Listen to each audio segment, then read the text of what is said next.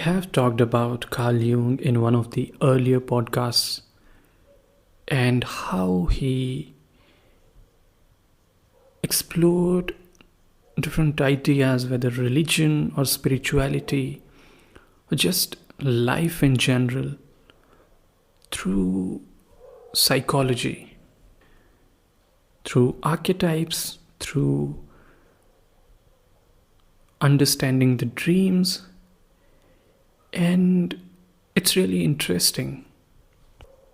And the good thing is, he has left behind a large body of works which all of us can enjoy and understand and get fascinated by his ideas. If you've read Jordan Peterson's works or seen his lectures, you would find these constant references to Carl Jung and particularly his ideas on religion. Today, before talking about any of his works, I want to go back to 1959, which was 2 years before his death. And then Jung was interviewed for the BBC, and the show was called Face to Face. And the interview is available on YouTube and you can watch it. That'll be really helpful for you.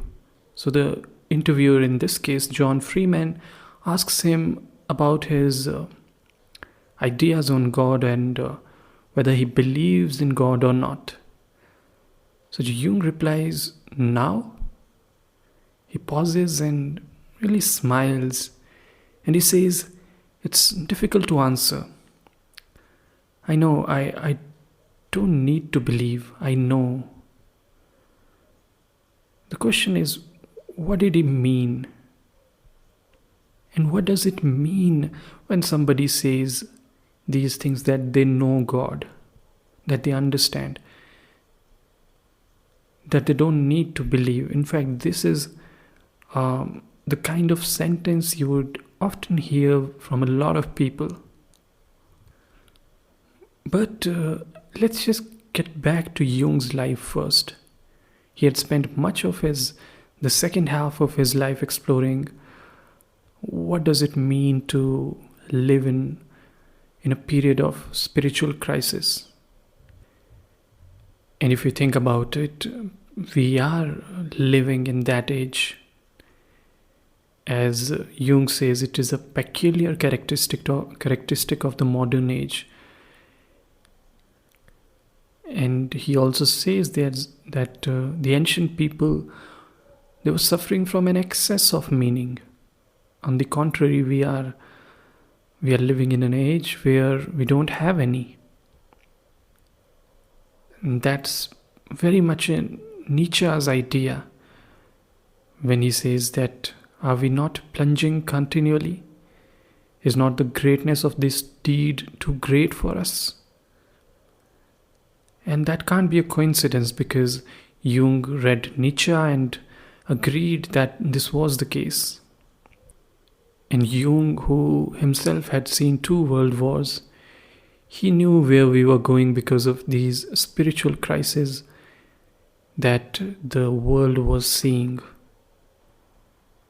And Jung did spend a lot of time wondering on these ideas, whether modern individuals are trying to make up for their sense of moral failure. And he did claim that we are no longer sure what makes something valuable, whether it's the financial worth or our work or our success, money. We don't know, we are confused.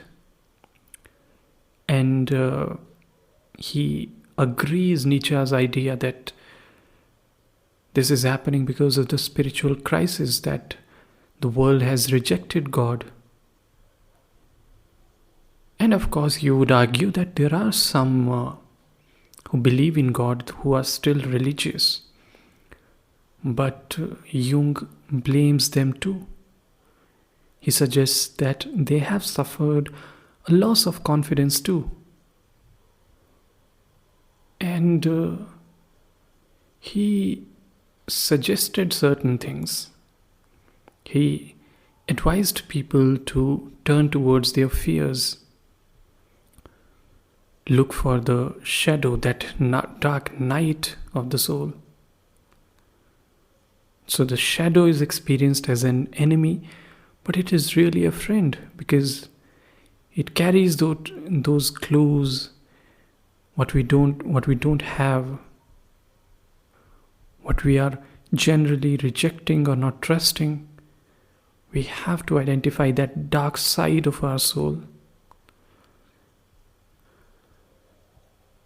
So he, in one of the essays called The Undiscovered Self, he says, what our age thinks of as the shadow and inferior part of the psyche contains more than something merely negative. He says they are potentialities of the greatest dynamism.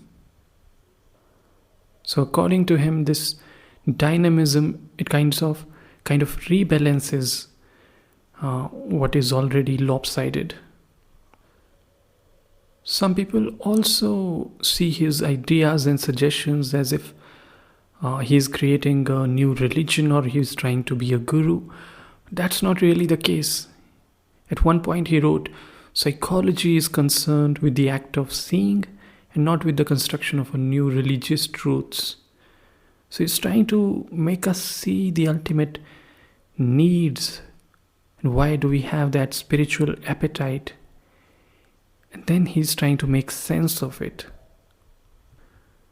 And so he writes, since the stars have fallen from heaven and our highest symbols have paled, a secret life holds sway in the unconscious.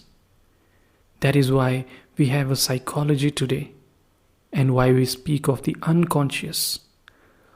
All this would be quite superfluous in an age or culture that possessed symbols. Why have the antique gods lost their prestige and their effect upon human souls? It was because the Olympic gods had served their time and a new mystery began. God became man. This is a really interesting point, and it raises the question whether this Christian dispensation has now served its time too, and we are awaiting a new mystery. Perhaps we are, or perhaps we do live at the verge of this new age where new transformation in terms of spirituality might occur.